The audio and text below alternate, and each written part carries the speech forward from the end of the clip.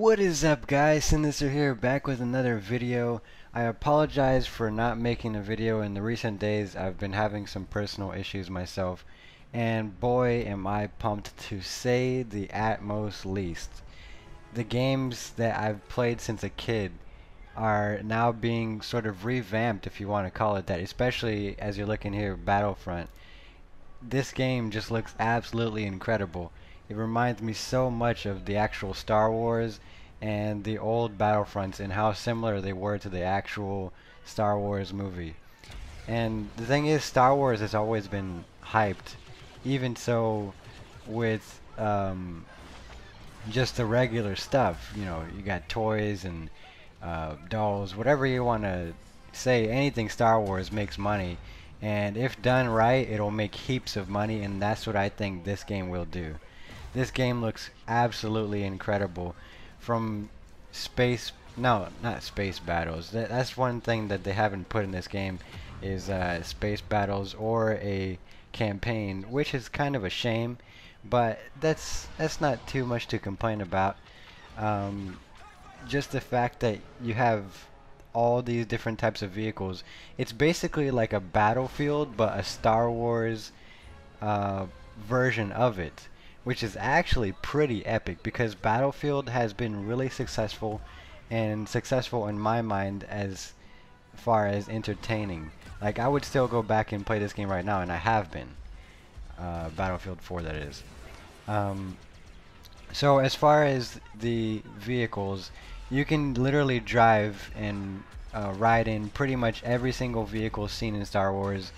First person and third person modes. You can play as heroes just as in the Battlefronts that you could. There will be split screen for the co-op missions, and for survival missions they have said that you will only be able to be rebels, but they were talking about other missions that you could be the Imperial side as well. Just crazy stuff. And in the Squadron trailer that they released earlier, oh, by the way, I will be putting all of the trailers that you guys really need to see if you haven't already in the description, so check those out. You will be impressed.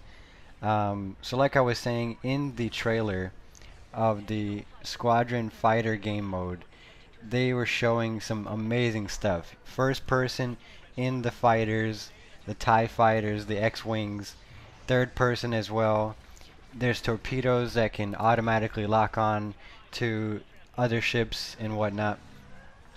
Also, there will be hero ships and missions that you have to extract a fellow ship on your side to be able to escape, and whichever team fails to do so loses, obviously.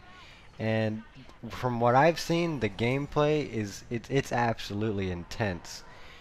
They show both sides of the gameplay on the trailers, which is really cool to see something happening on both sides of the fence, so far as enemies and friendlies. This game, it's gonna be absolutely crazy.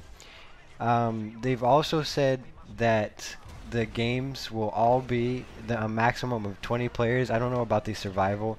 The survival might be less, such as like 8 players, or I was thinking maybe 4. Supposedly they come in waves. Similar to me, I don't know if you guys ever have played Modern Warfare 3, but they had a survival in that, where the enemies would get harder and harder, and this is what I think it is, and it's survival against AIs, of course. Speaking of AIs, the AIs will also be in every multiplayer match. I'm not exactly sure how many there will be, but it looks like there will be a lot, just to make the atmosphere more lively, I guess you can say. In multiplayer, as you've seen in these trailers, they will have sort of jetpack things that you can use for a limited amount of time, shields, and just, I'm going all over the place with this because I am just absolutely blown away by what they've done with this game. If you're not impressed with this game, you're not a Star Wars fan. That's all I'm saying about that. And that's all I've got for Star Wars news. I will keep you guys updated more on both of these games, both Star Wars and Need for Speed on my social media, which is above the screen right now, or you can look in the description of all my social medias.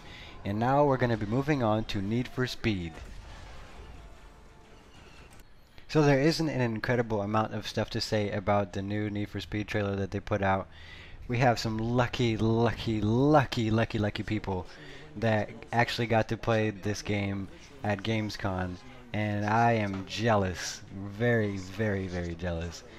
But it's a cool thing to see Ken Block and people like that in this game.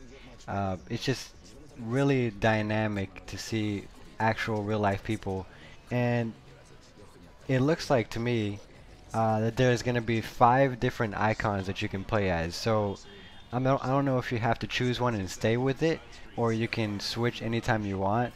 But I hope that there will be an option to switch, because I don't want to be drifting like all the time, or don't want to be racing all the time. You know, I want to do a little bit of both.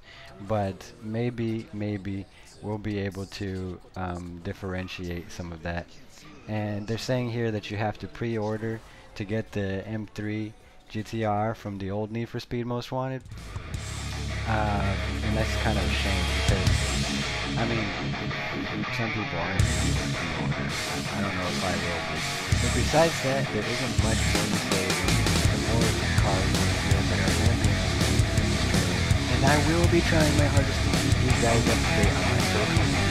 If you like this video, be sure to subscribe and tell me what you guys think of these trailers.